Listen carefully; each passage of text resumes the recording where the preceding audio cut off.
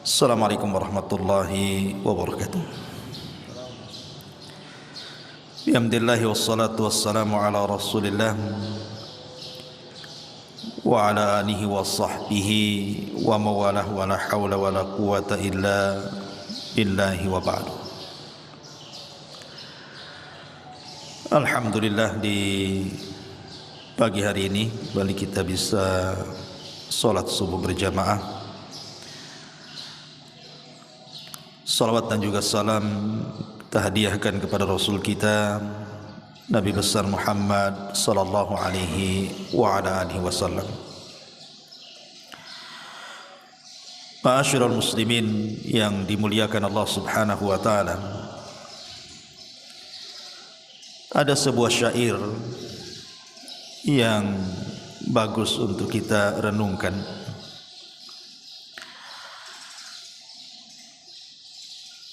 Di mana seorang penyair mengatakan, tazawwad minat taqwa fa innaka la tadri idza janna al-lailu hal ta'ishu ila al-fajr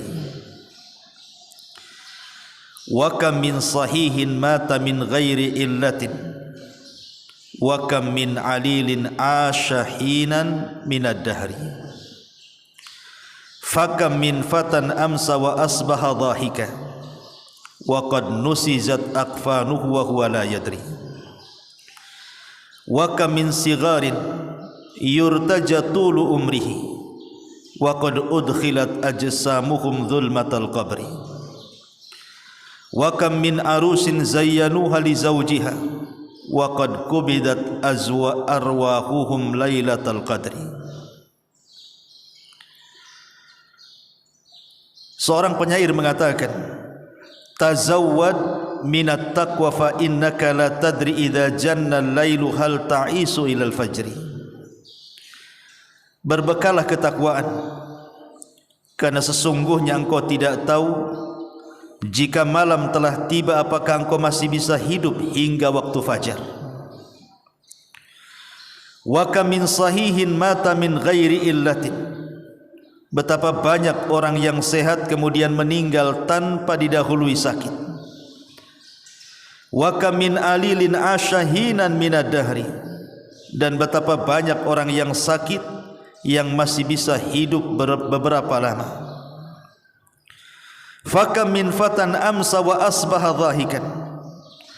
Betapa banyak pemuda yang tertawa di pagi dan petang hari. Wa qad nusizat aqfanuhu wa huwa la yadri. Padahal kafan mereka sedang ditenun dalam keadaan mereka tidak sadar. Wa kam min sigharin yurtaja tulu umrihi. Betapa banyak anak-anak yang diharapkan panjang umurnya. Wa qad udkhilat ajsamuhum dhulmatal qabri. Padahal tubuh mereka telah dimasukkan ke dalam kegelapan kuburan. Wa kam min arusin zayyanuha li zawjiha.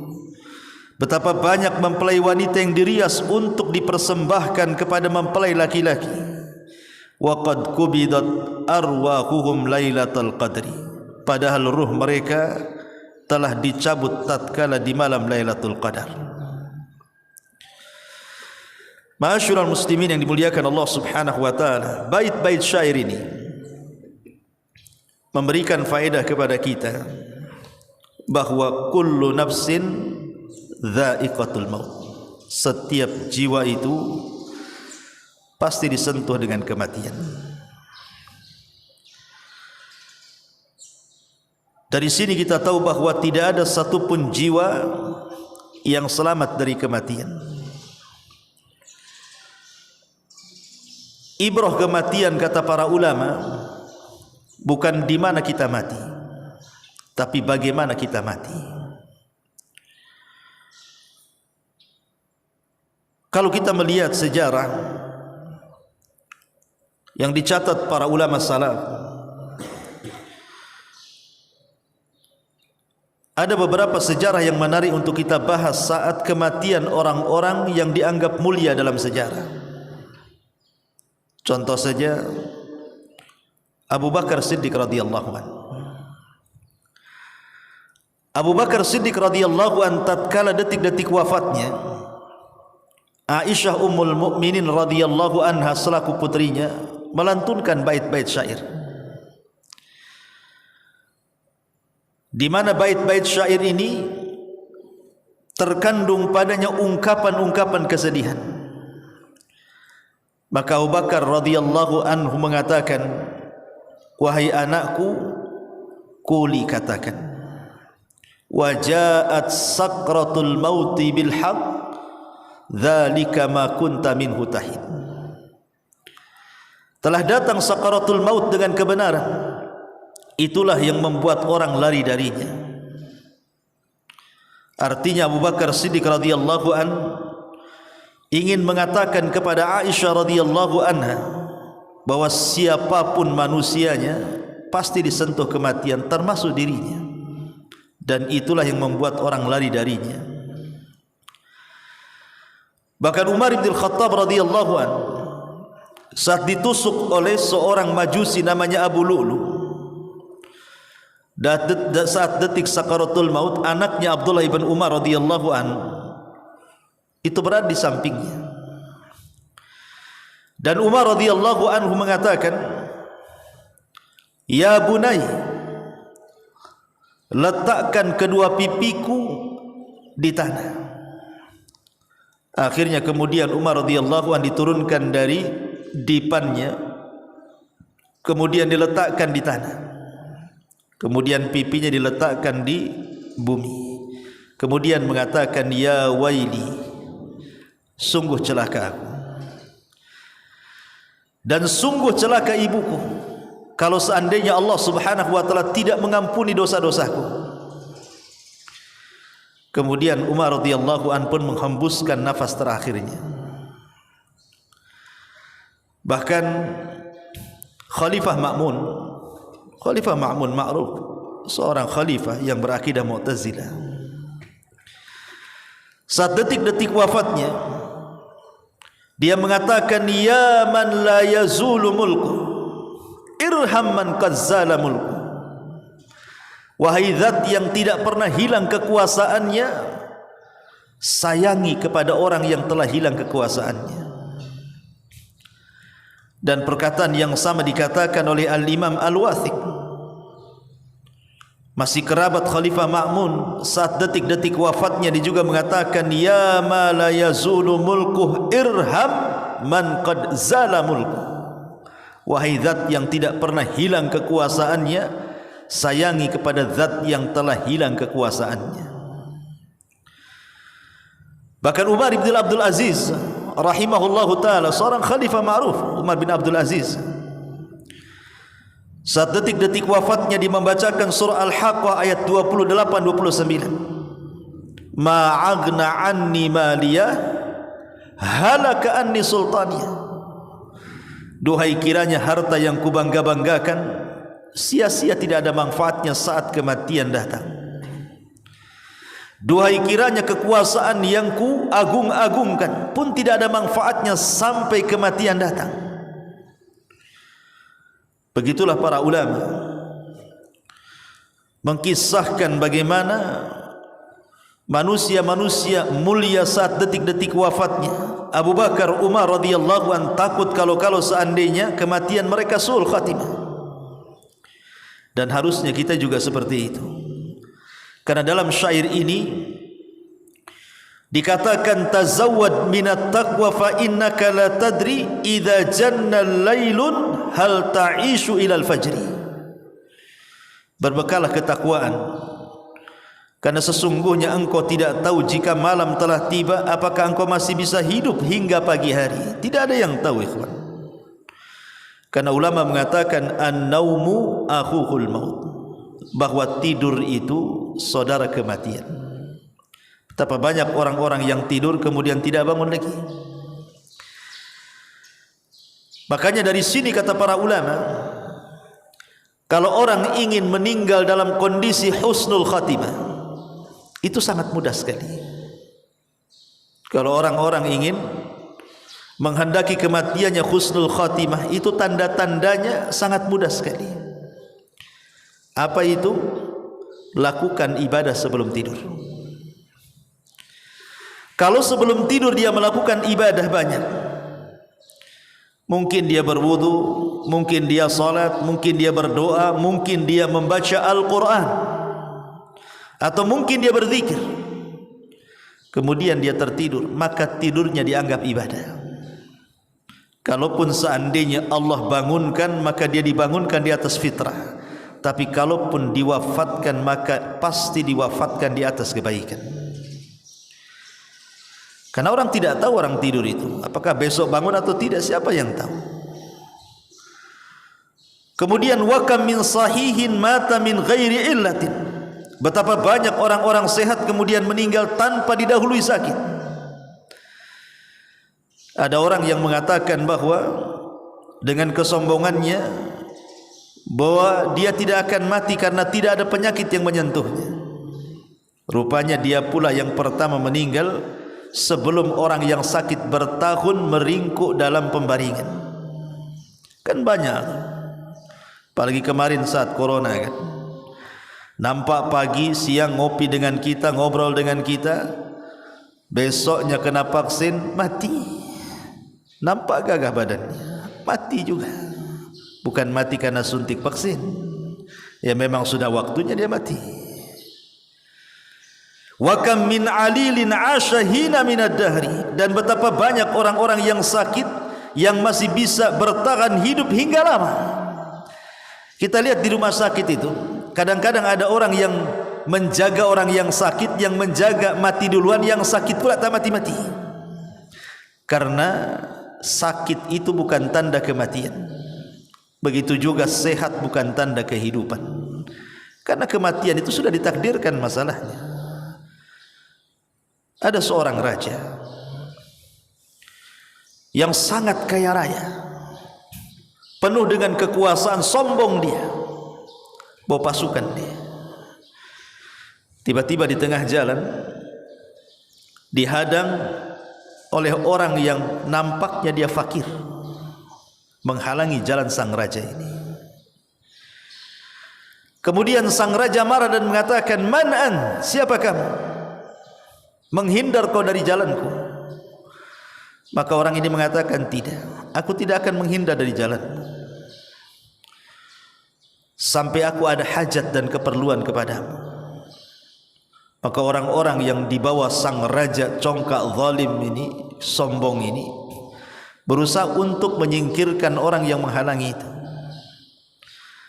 Tapi sang raja kemudian turun dari kudanya dan mengatakan, "Ada apa dengan kamu?" Maka orang ini mengatakan, "Ada hajat keperluan kepadamu, tetapi hanya saya dan kamu saja. Jangan bawa prajuritmu." Akhirnya kemudian menyingkirlah sang raja dengan orang fakir tadi. Setelah berdua-duaan, sang raja mengatakan, "Man-an, siapa kamu?" Maka orang ini mengatakan, "Ana malakul maut, saya adalah malaikat maut." Kemudian dicabut rohnya sang raja zalim ini.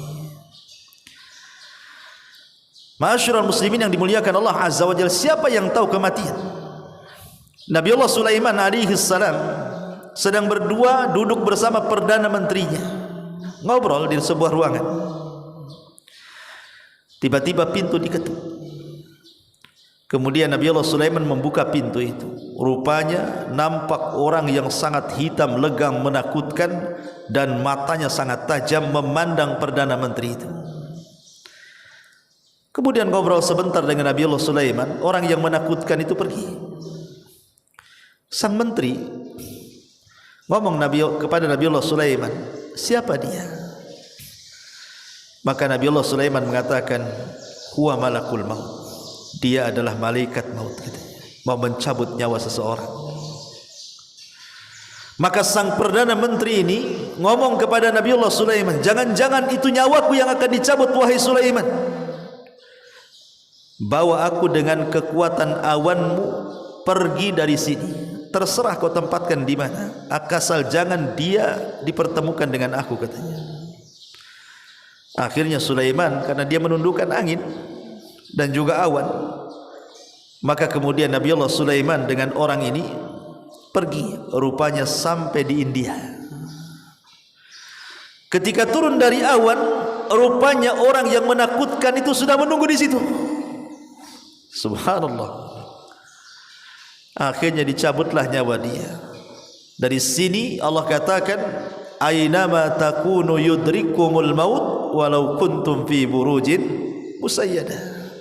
Dimanapun kalian berada, kematian itu pasti menembus, walaupun kau bentengi rumah kamu dengan benteng yang sangat kokoh sekalipun. Malaikat maut tidak ada pantangan dengan benteng. Kalau waktunya mati, mati.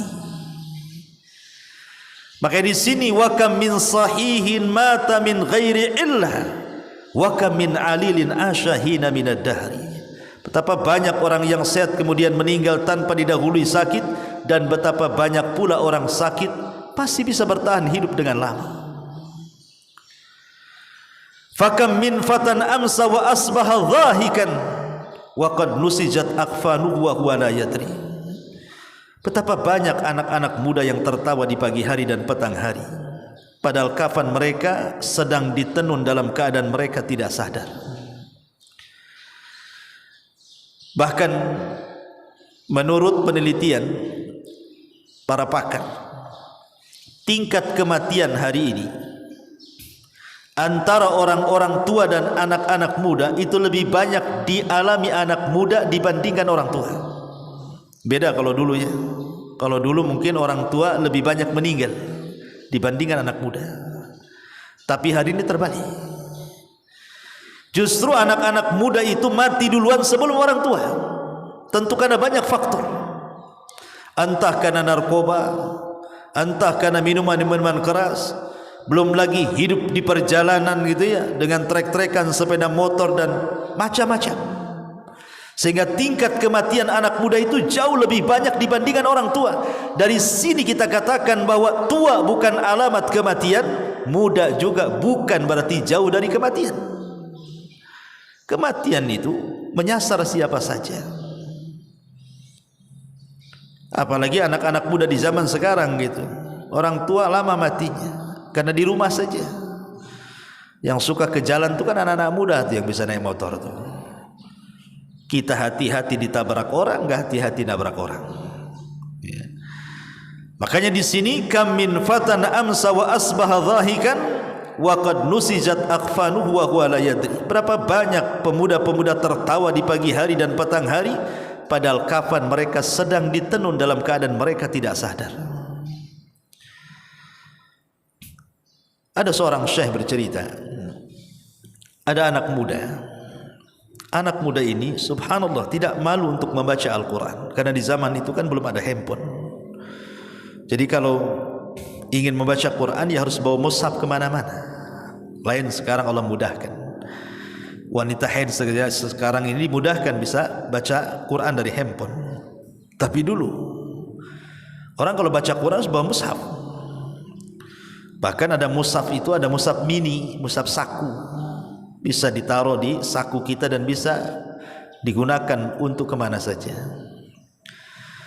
Jadi anak muda ini saking cintanya dengan Al-Quran, dia tidak pernah meninggalkan Quran. Di pesawat dia baca Quran, di kereta dia baca Quran, di bus dia baca Quran. Tidak malu dengan Al-Quran. Al-Quran menjadi identitas hidupnya.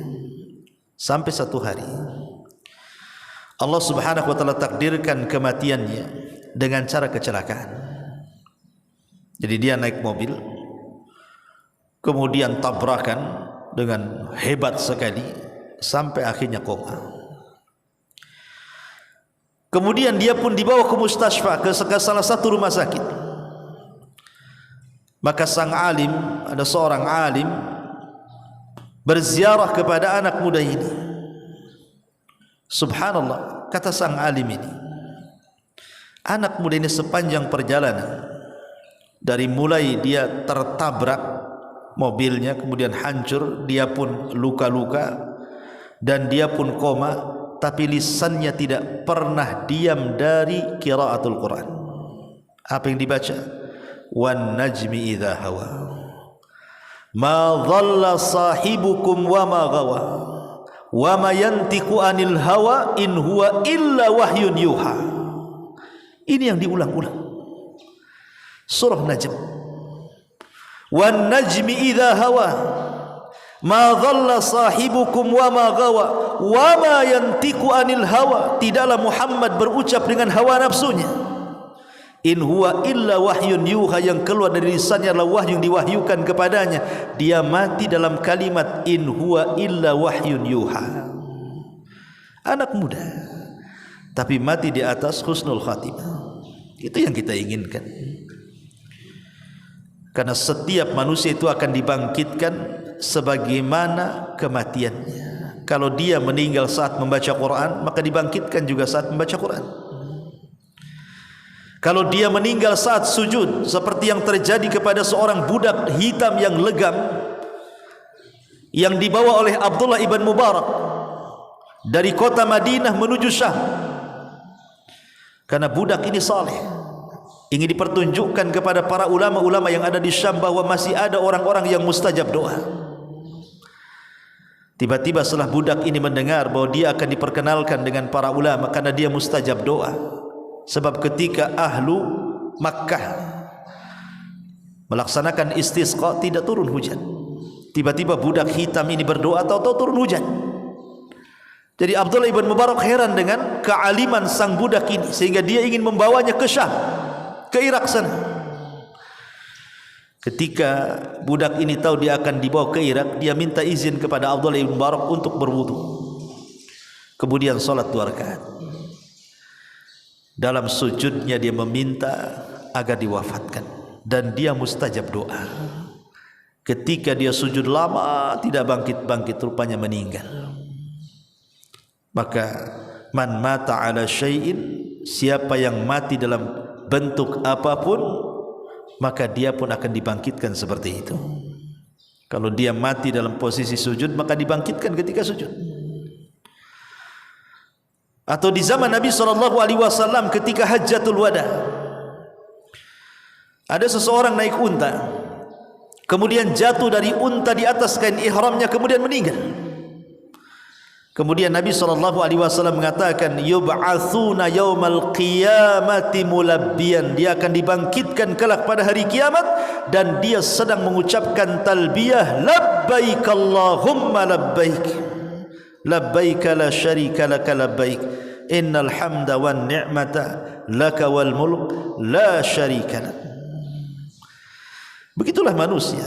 Tentu ini yang husnul khatimah. Yang sul khatimah tentu beda lagi. Kemudian wa kam min saghirin yurtaja tulu umrihi wa qad udkhilat ajsamuhum zulmatal qabri. Betapa banyak anak-anak yang diharapkan panjang umurnya, padahal tubuh mereka telah dimasukkan ke dalam kegelapan kuburan. Lihat bayi-bayi itu yang harusnya mereka secara logika harusnya panjanglah usianya bayi-bayi itu, tapi betapa banyak bayi-bayi yang meninggal sebelum dia balik. Banyak sekali. Entah bayi itu dibunuh orang tuanya atau karena memang Allah takdirkan kematiannya. Tapi dari sini menunjukkan bahwa kematian itu tidak pernah melihat usia. Mau bayi, mau remaja, mau dewasa, mau anak muda, mau sudah tua, kematian itu menyasar kepada siapapun. Karena kematian itu sebuah kepastian yang pasti dialami manusia, datangnya pun tanpa pemberitahuan, dan dia bukan akhir dari sebuah perjalanan. Wa kam min arushin zayyanuha li zawjiha wa qad kubidat arwahuhum lailata qadri. Betapa banyak mempelai wanita yang dirias untuk dipersembahkan kepada mereka para mempelai laki-laki, padahal ruhnya telah dicabut tatkala di malam Lailatul Qadar. Kita sering mendengar berita seorang pengantin yang baru menikah, tahu-tahu ketika akan meninggal. Saya lihat di YouTube itu ada orang habis akan meninggal dia. Bahkan ketika hantaran, maksudnya mau melaksanakan akad, naik mobil gitu dengan keluarganya, kecelakaan tuh, masuk jurang, mati semua pengantin-pengantinnya. Padahal pengantin sebelum meninggal, saya yakin malamnya itu sudah menghayal dia. Pastilah menghayal. Yang namanya pengantin pasti menghayal. Tapi dia tidak pernah menghayal kematian, dia menghayal kesenangan. Tetapi kullu nafsin dha'iqatul maut, setiap jiwa itu pasti ada jatah kematiannya. Tetapi saya ulang dari awal bahwa ibrah itu bukan di mana kita mati, tapi bagaimana caranya kita mati. Karena ada orang yang kemudian pergi haji atau umrah, mereka sanggup haji dan umrah tapi menunggu tua. Alasannya, saya ingin mati di kota Mekah. Dan itu banyak alasan-alasan seperti itu.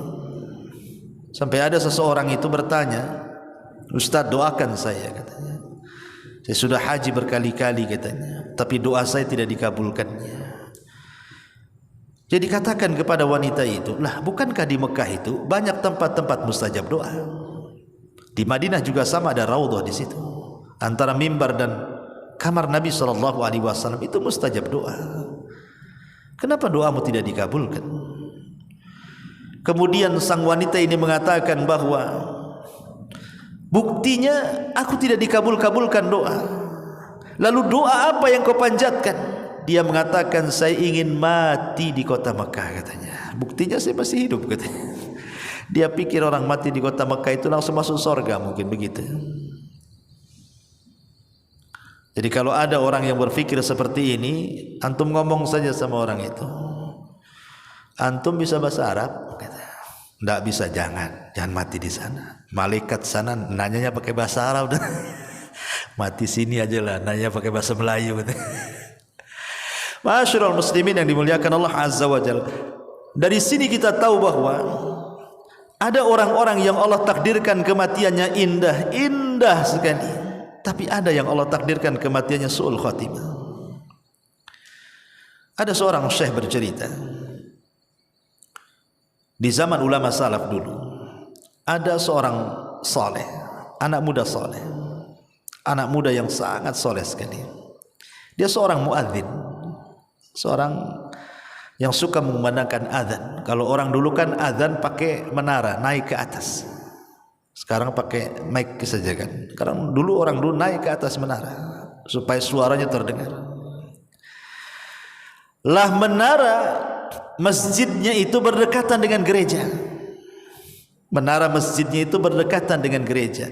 Dan di gereja itu ada biarawati wanita yang sangat cantik. Apabila dia sedang mengumandangkan azan, wajahnya tertatap kepada wanita cantik biarawati gereja itu. Entah setan apa yang merasuki jiwanya. Akhirnya dia pun, karena setiap hari azan, setiap itu pula dia melihat, dan wanita itu pula melihat dia. Allah takdirkanlah jatuh cinta dua sejoli ini. Zaman dulu tidak ada handphone. Kalau sekarang ya minta nomor telepon, minta WhatsApp, minta grup gitu ya. Zaman dulu ya masih kecil-kecil kan, pakai surat linting bahasanya. Di surat gitu ya, itu udah senang tuh, bahagia luar biasa itu. Baru pegang suratnya, belum pegang orangnya. Orang dulu kan begitu, baru lewat saja nggak natap udah senang. Akhirnya kepikiran dia ingin meminangnya. Namanya biarawati kan tidak boleh menikah masalahnya, tapi kadang sudah cinta. Anak muda ini memberanikan diri datang ke gereja, kemudian bertanya kepada orang tuanya. Ditunjukkan orang tuanya, tapi orang tuanya menolak mentah-mentah. Kenapa? Biarawati tidak boleh kawin ya. Akhirnya kemudian dia pun sakit di atas cintanya, sampai dia terbaring, kemudian sakit parah. Gurunya seorang alim menasihati anak muda ini dan mengatakan, apa tidak ada wanita lain kecuali wanita itu bukan muslim, dia seorang Nasrani, banyak wanita muslimah. Tapi anak muda ini mengatakan, tidak, hatiku sudah tertambat kepada dia, bagaimanapun caranya aku harus mendapatkan dia. Kata sang alim, bagaimana kau mendapatkannya? Dia Nasrani, pun bapaknya tidak menyetujui pernikahanmu, sudah tinggalkan saja daripada kau sakit seperti ini. Tiba-tiba anak muda ini mengatakan, demi Allah wahai syekh, kalau Allah subhanahu wa ta'ala tidak takdirkan aku berjumpa dengan dia di dunia, janganlah Allah takdirkan aku tidak berjumpa dia di akhirat, katanya. Kata Syekh mengatakan, bagaimana caranya? Bagaimana caranya engkau akan berjumpa dengan dia di akhirat? Kemudian dia mengatakan, kafartu bid-dini wa amantu bidiniha. Aku kafir dengan agamaku dan aku beriman dengan wanita itu. Subhanallah, pindah agama. Kafartu bid-dini wa amantu bidiniha. Aku kufur dengan agamaku dan aku beriman dengan agama dia. Kemudian dia mati. Subhanallah. 1 tahun setelahnya, kemudian wanita itu mendengar bahwa laki-laki yang mencintainya sakit kemudian meninggal. Dia pun sakit. Sakit di atas cinta dua-duanya.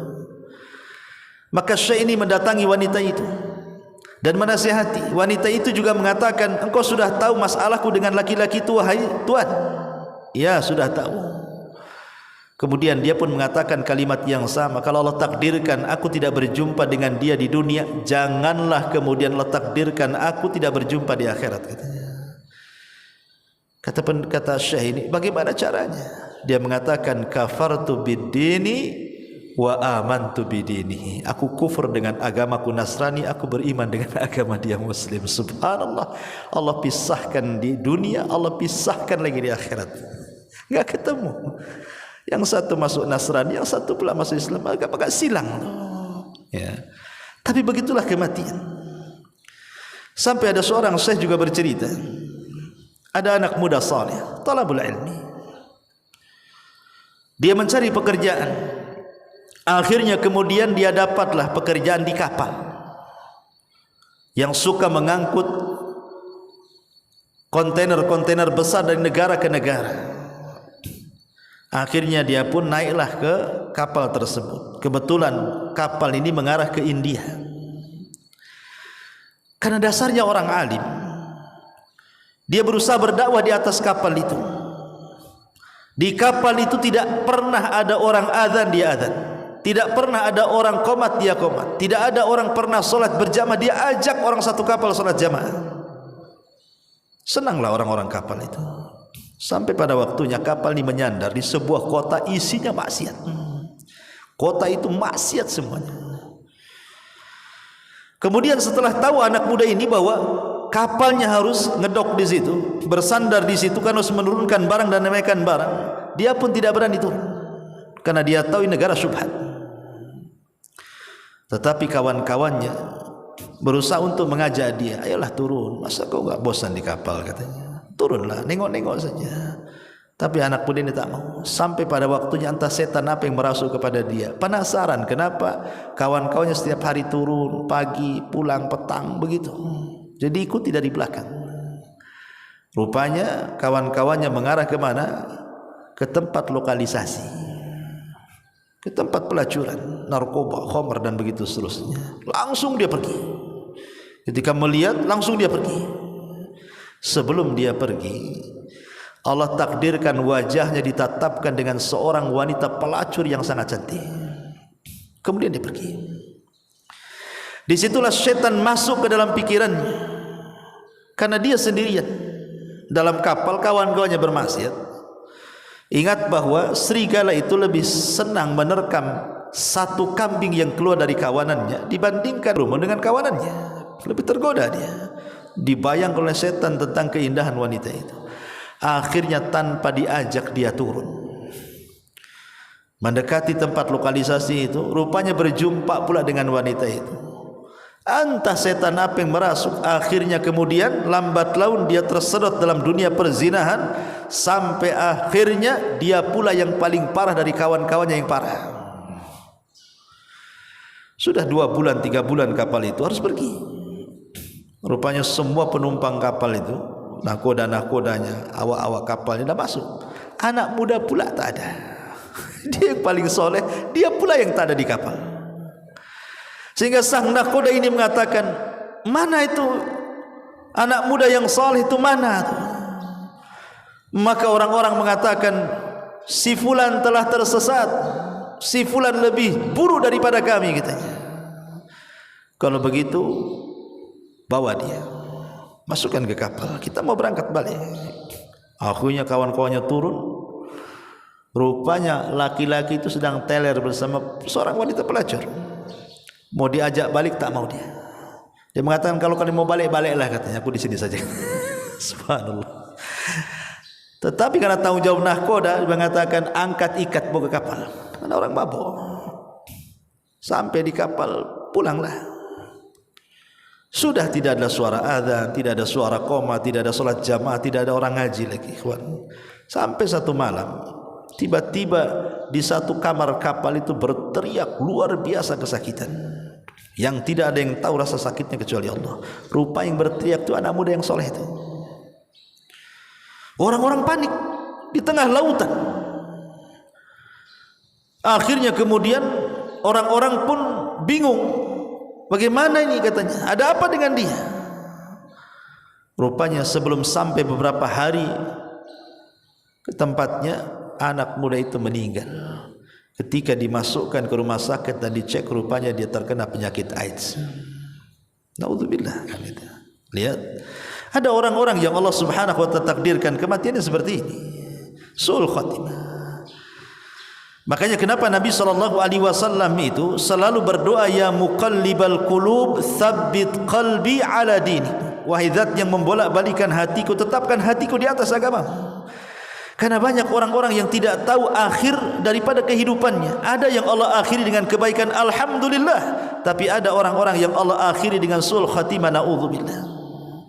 Dan kisah ini banyak. Lihat kalau kita di Batam saja, kita melihat. Kadang-kadang kita di Batam ini baru tahu setelah kita melihat YouTube, setelah viral, baca Quran, ya kan?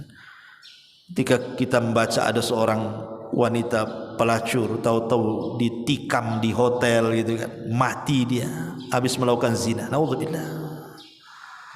Atau berita-berita di Nusantara kan, yang habis berzina kemudian dibunuh, dimutilasi. Gimana ini kematiannya, kawan? Ya. Maksudnya tidak usah jauh-jauh kita cerita di negeri orang gitu ya, di negeri kita saja. Sampai waktu saya di Bengkong tuh, ada seorang RW, tidak sebut Bengkong mananya, mati di tandas di kamar mandi, tersungkur gitu, kayak sujud di kamar mandi. Rupanya kelakuannya dia itu memang suka jual lahan ceritanya. Jadi ya biasalah tuan takur di Batam, jual lahan, nanti dijual lagi ke orang, dijual lagi sampai surat difoto-foto. Dia juga yang jual tuh, sampai akhirnya di demo orang. Entah malamnya habis dugem, katanya ceritanya habis dugem. Kemudian paginya ditemukan dia sedang sujud di kamar mandi, matinya sedang sujud di kamar mandi. Mungkin dia merasakan sakit yang luar biasa, pegang perutnya sampai sujud. Coba meninggal di kamar mandi, habis dugem lagi. Kemudian orang menuntut soal urusan tanah lagi. Bagaimana pertanggungjawaban dia di hadapan Allah? Nah, ini terjadi. Makanya di sini kenapa kemudian bait-bait syair ini mengatakan bahwa kematian itu tidak ada tanda-tanda jelas. Anak kecil bisa mati, orang sehat bisa mati, orang kaya bisa mati, para pejabat, para pemimpin semua bisa mati. Tidak ada yang lepas dari kematian. Herannya, ada di antara kita itu yang setiap hari melihat ada orang mati. Jelas. Kita sendiri suka memandikan orang mati, bahkan mengantarkan ke kuburan, bahkan masuk pula ke liang lahat. Tapi sedikit sekali orang yang mengambil ibrah bahwa kita juga akan mati seperti dia. Itu masalahnya. Kan kita hari-hari melihat orang kematian. Kenapa coba? Orang kemudian keras hatinya tidak mengambil ibrah dari kematian bahwa kita akan mati. Karena yang namanya kematian itu setiap hari ada beritanya, sehingga rasanya biasa saja. Coba kalau kematian itu mungkin setahun sekali, mungkin orang takut kan itu. Tapi karena hari-hari mati, di sini mati, nanti besok di sana mati. Bahkan kita pula yang memandikan orang mati, sudah biasa jadinya. Kebiasaan itulah menjadikan kematian bukan perkara yang luar biasa bagi kita. Itu pula yang menjadikan kita tidak bisa mengambil ibrah kematian. Padahal orang yang cerdas itu, kata Nabi SAW, al-kayyisu man dana nafsah wa amila lima ba'dal maut. Orang yang cerdas itu orang yang introspeksi. dan orang yang mempersiapkan setelah kematiannya. Artinya orang yang tidak cerdas itu orang yang tidak pernah introspeksi, dan orang yang tidak pernah mempersiapkan setelah kematiannya, itulah orang bodoh. Ma'asyiral muslimin yang dimuliakan Allah Subhanahu wa taala, maka kalau kita melihat jejak-jejak pendahulu kita, jangankan orang biasa sekelas para nabi ya. Nabi SAW katakan, innaka mayyitun wa innahum mayyitun, engkau akan mati sebagaimana mereka juga akan mati. Dan Rasul meninggal di usia 63 tahun, dan umatnya pun kurang lebih daripada usia nabinya. Makanya Rasul mengatakan, a'maru ummati baina sittina wa sab'in, usia umatku berkisar 60 sampai 70. Artinya kalau kita usianya sekarang 40 atau di atas kepala 40 gitu, atau 50, berarti sudah dekat tuh.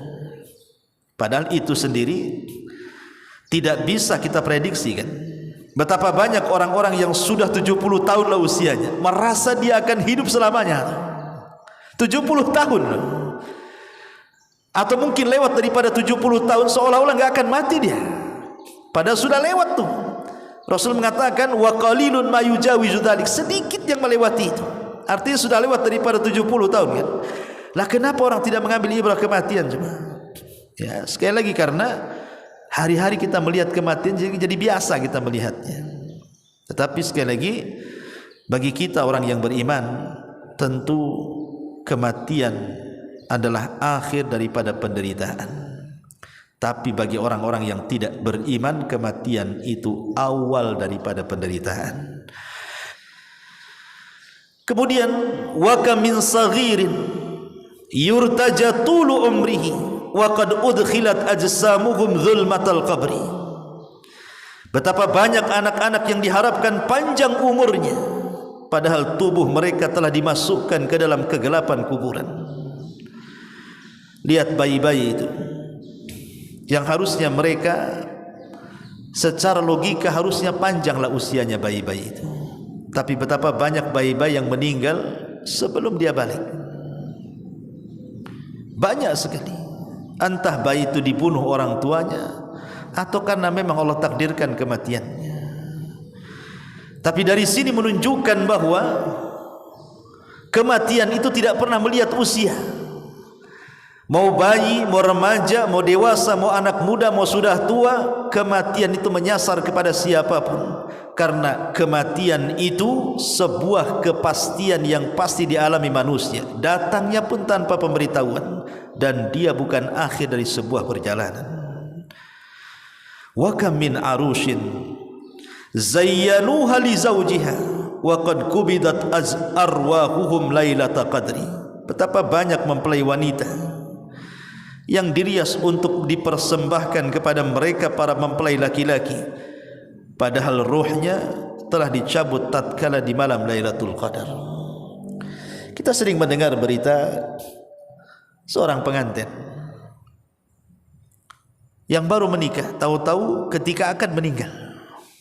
Saya lihat di YouTube itu ada orang habis akad meninggal dia. Bahkan ketika hantaran, maksudnya mau melaksanakan akad, naik mobil gitu dengan keluarganya, kecelakaan tuh, masuk jurang, mati semua pengantin-pengantinnya. Padahal pengantin sebelum meninggal, saya yakin malamnya itu sudah menghayal dia. Pastilah menghayal. Yang namanya pengantin pasti menghayal. Tapi dia tidak pernah menghayal kematian, dia menghayal kesenangan. Tetapi kullu nafsin dha'iqatul maut, setiap jiwa itu pasti ada jatah kematiannya. Tetapi saya ulang dari awal bahwa ibrah itu bukan di mana kita mati, tapi bagaimana caranya kita mati. Karena ada orang yang kemudian pergi haji atau umrah, mereka sanggup haji dan umrah, tapi menunggu tua. Alasannya, saya ingin mati di kota Makkah. Dan itu banyak alasan-alasan seperti itu. Sampai ada seseorang itu bertanya, Ustaz doakan saya, katanya. Saya sudah haji berkali-kali, katanya, tapi doa saya tidak dikabulkannya. Jadi katakan kepada wanita itu, lah bukankah di Mekah itu banyak tempat-tempat mustajab doa? Di Madinah juga sama, ada raudhah di situ. Antara mimbar dan kamar Nabi SAW itu mustajab doa. Kenapa doamu tidak dikabulkan? Kemudian sang wanita ini mengatakan bahwa buktinya aku tidak dikabulkan doa. Lalu doa apa yang kau panjatkan? Dia mengatakan, saya ingin mati di kota Mekah katanya. Buktinya saya masih hidup katanya. Dia pikir orang mati di kota Mekah itu langsung masuk surga, mungkin begitu. Jadi kalau ada orang yang berpikir seperti ini, antum ngomong saja sama orang itu, antum bisa bahasa Arab? Tidak bisa, jangan mati di sana. Malaikat sana nanyanya pakai bahasa Arab. Mati sini aja lah, nanya pakai bahasa Melayu. Masyarul muslimin yang dimuliakan Allah Azza wa Jalla. Dari sini kita tahu bahwa ada orang-orang yang Allah takdirkan kematiannya indah sekali, tapi ada yang Allah takdirkan kematiannya su'ul khatimah.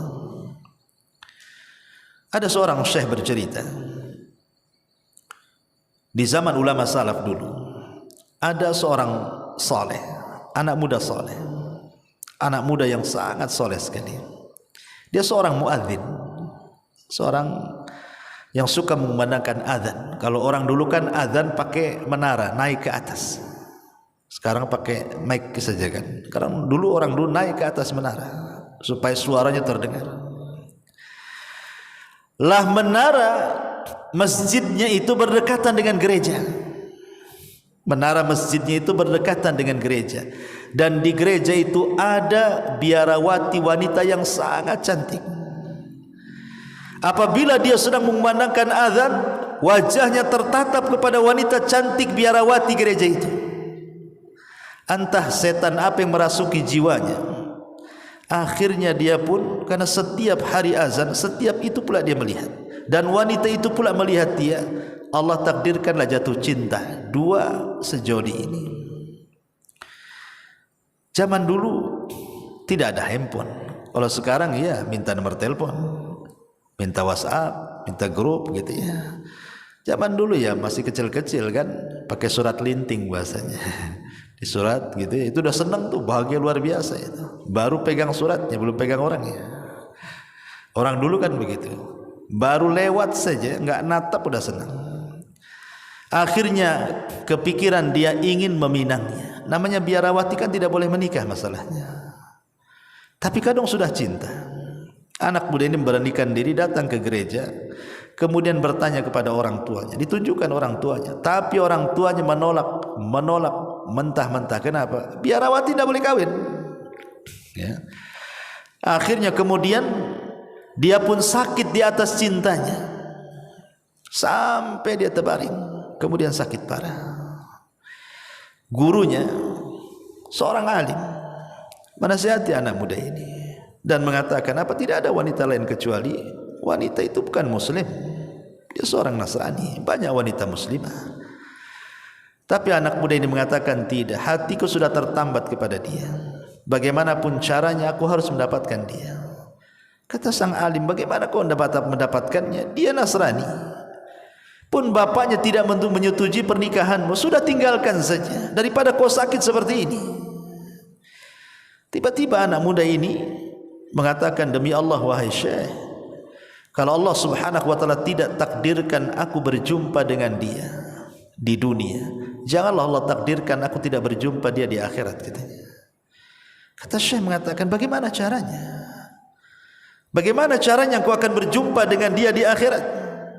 Kemudian dia mengatakan, kafartu bid-dini wa amantu bidiniha. Aku kafir dengan agamaku dan aku beriman dengan wanita itu. Subhanallah, pindah agama. Kafartu bid-dini wa amantu bidiniha. Aku kufur dengan agamaku dan aku beriman dengan agama dia. Kemudian dia mati. Subhanallah.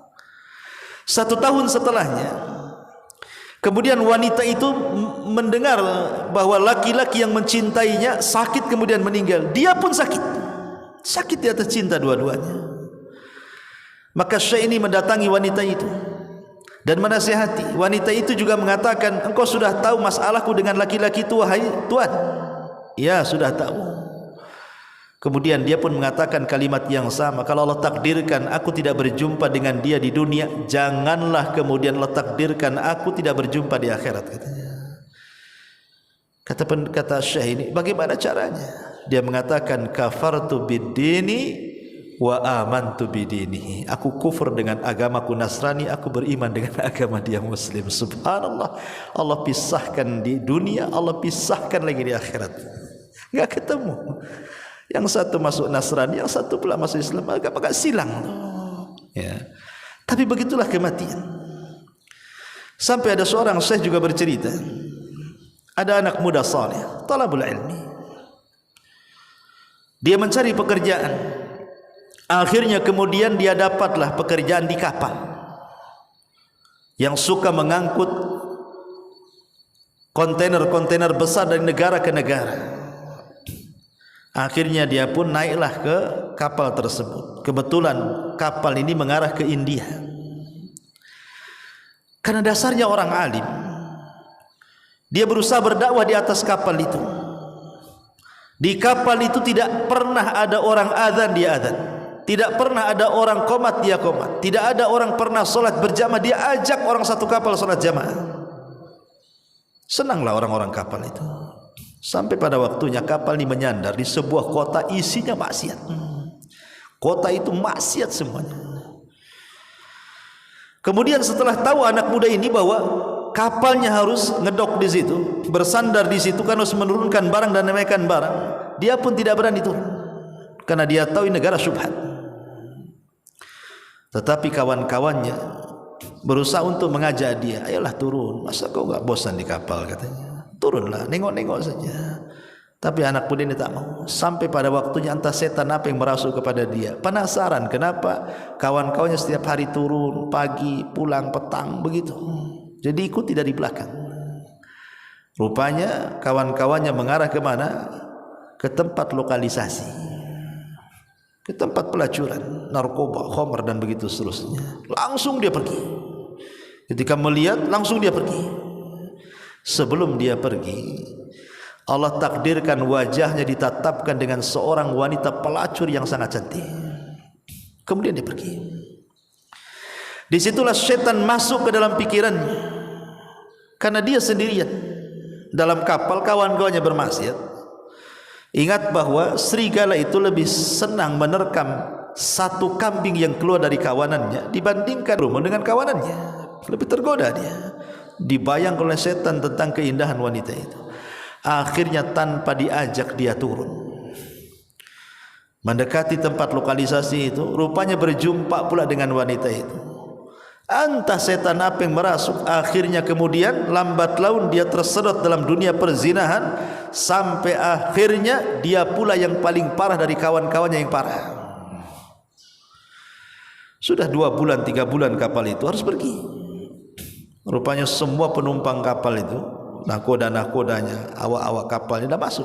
Anak muda pula tak ada. Dia yang paling soleh, dia pula yang tak ada di kapal. Sehingga sang nahkoda ini mengatakan, mana itu anak muda yang soleh itu, mana itu? Maka orang-orang mengatakan, si fulan telah tersesat, si fulan lebih buruk daripada kami, katanya. Kalau begitu, bawa dia, masukkan ke kapal, kita mau berangkat balik.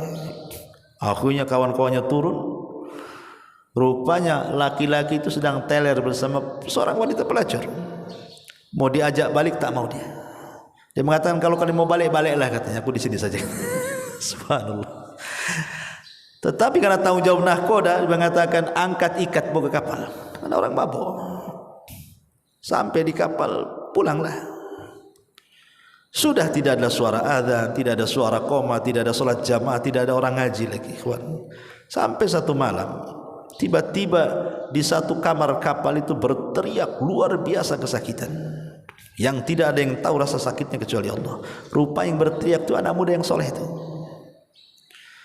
Orang-orang panik di tengah lautan. Akhirnya kemudian orang-orang pun bingung. Bagaimana ini, katanya, ada apa dengan dia? Rupanya sebelum sampai beberapa hari ke tempatnya, anak muda itu meninggal ketika dimasukkan ke rumah sakit dan dicek rupanya dia terkena penyakit AIDS. Naudzubillah.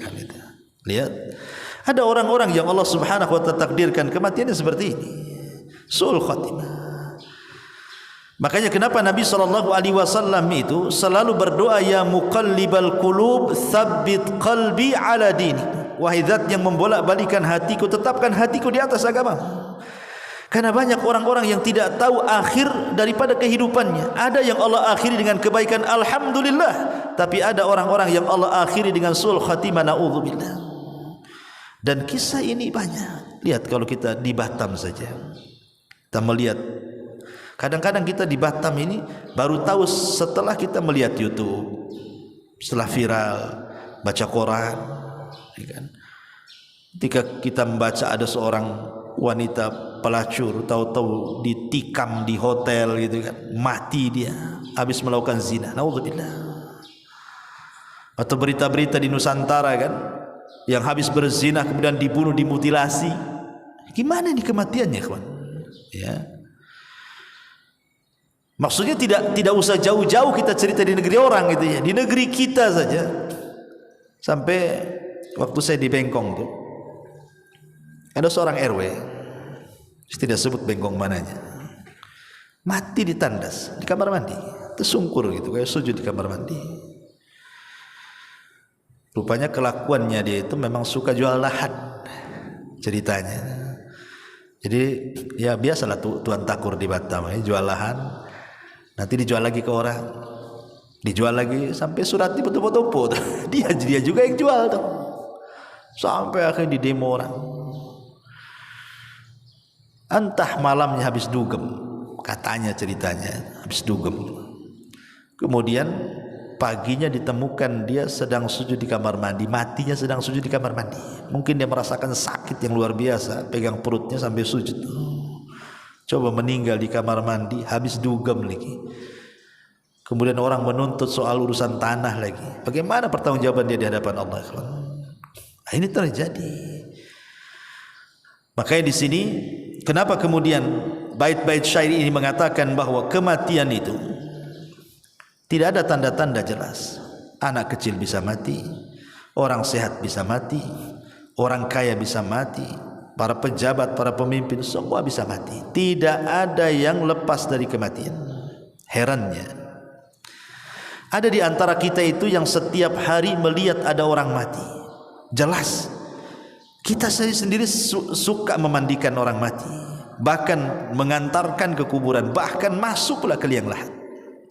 Tapi sedikit sekali orang yang mengambil ibrah bahwa kita juga akan mati seperti dia. Itu masalahnya. Kan kita hari-hari melihat orang kematian. Kenapa coba? Orang kemudian keras hatinya tidak mengambil ibrah dari kematian bahwa kita akan mati. Karena yang namanya kematian itu setiap hari ada beritanya, sehingga rasanya biasa saja. Coba kalau kematian itu mungkin setahun sekali, mungkin orang takut kan itu. Tapi karena hari-hari mati, di sini mati, nanti besok di sana mati. Bahkan kita pula yang memandikan orang mati, sudah biasa jadinya. Kebiasaan itulah menjadikan kematian bukan perkara yang luar biasa bagi kita. Itu pula yang menjadikan kita tidak bisa mengambil ibrah kematian.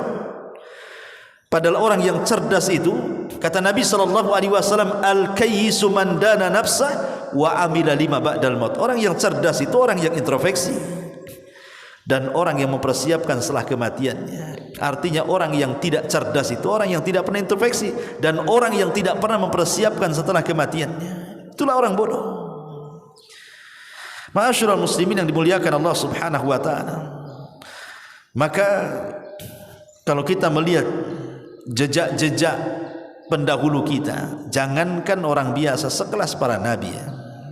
Nabi SAW katakan, innaka mayyitun wa innahu mayyitun. Engkau akan mati sebagaimana mereka juga akan mati. Dan Rasul meninggal di usia 63 tahun.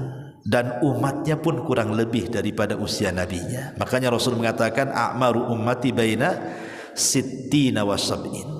Usia umatku berkisar 60 sampai 70. Artinya kalau kita usianya sekarang 40 atau di atas kepala 40 gitu atau 50, berarti sudah dekat tuh.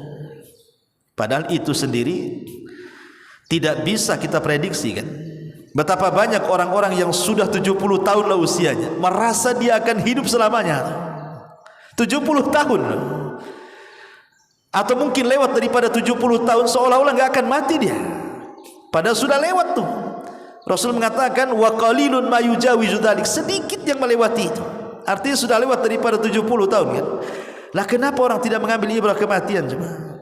Ya, sekali lagi karena hari-hari kita melihat kematian jadi biasa kita melihatnya.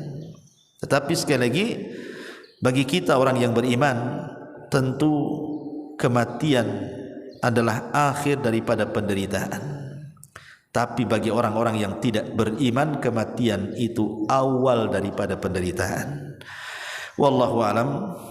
Mudah-mudahan mengambil ibrah dari ceramah singkat ini. Subhanallah bihamdika asyhadu an la ilaha illa anta astaghfiruka wa atubu ilaik. Allahu ta'ala alam. Assalamualaikum warahmatullahi wabarakatuh.